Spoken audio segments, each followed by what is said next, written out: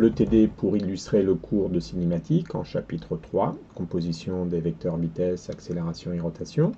On va s'intéresser à un robot soudeur, dit 4 axes, dont une représentation sous forme de schéma cinématique vous est proposée ici.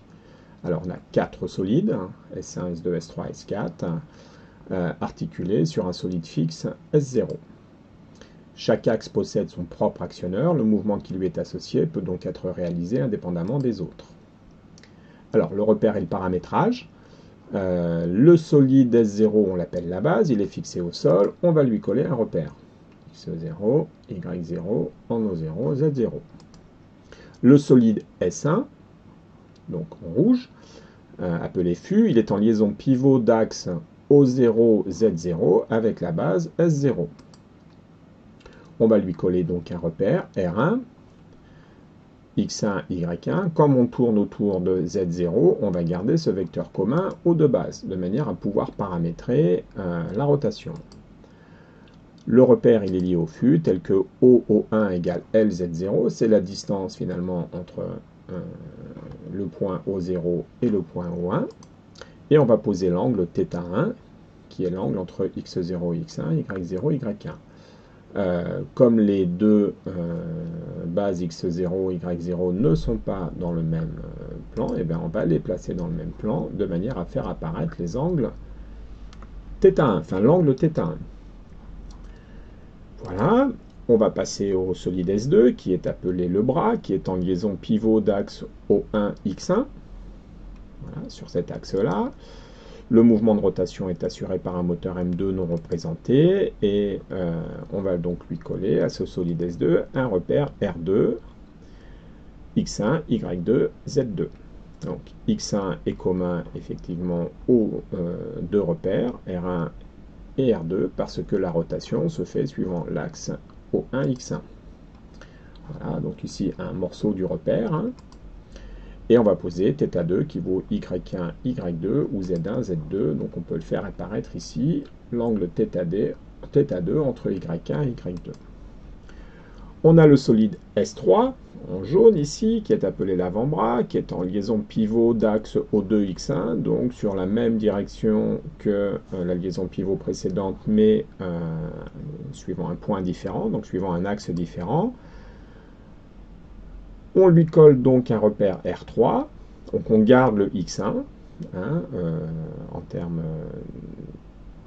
de vecteurs communs sur les bases R2 et R3, et on a un repère lié à l'avant-bras, donc on peut positionner comme ça. On a O2, O3 qui vaut L2, Y3, donc c'est la distance qu'on a entre O2 et O3. On a l'angle θ3 qui vaut Y2, Y3, Z2, Z3. Y2, Y3, donc voilà, on a cet angle ici. On termine avec l'organe terminal qui est en liaison glissière de direction Z3. On a ici la liaison glissière et donc le mouvement de translation est assuré par un vérin non représenté et on a un repère R4. Eh bien, on a les mêmes vecteurs X1, Y3, Z3, donc on ne va pas le représenter ici, puisque c'est simplement un déplacement de l'axe du repère, de l'origine du repère. Les vecteurs X1, Y3, Z3 sont ceux du repère 3. Voilà, et on paramètre O3, O4 qui vaut lambda Z3, donc lambda est variable, et donc on a la translation suivant Z3. Voilà. Les mouvements du robot sont étudiés dans le repère R0, lié à la base B0, supposé galiléen. L'axe au Z0 est vertical ascendant. Et on souhaite déterminer la commande des axes lors de la réalisation d'un cordon de soudure linéaire de direction, lors de la phase de dégagement du robot. Voilà, ça, c'est l'objectif du TD. Alors, que peut-on dire sur les bases des repères R3, R4, en déduire oméga de 4 par rapport à 3 ? Donc on fait une pause à ce moment-là et vous pouvez prendre le temps de répondre à la question. Le mouvement de 4 par rapport à 3 est une translation. Et donc immédiatement on peut dire que oméga de 4 par rapport à 3 c'est le vecteur nul. Dessinez les figures de changement de base correspondant au mouvement entre solides. Vous faites à nouveau une pause, et vous essayez de... vous faites les figures de changement de base correspondant au mouvement entre les solides. C'est quelque chose que vous devez absolument savoir faire. Dernièrement, j'ai un étudiant en colle qui n'a pas su le faire, il est resté face à son tableau. Il est plus admissible que vous ne sachiez pas faire ces figures de changement de repère.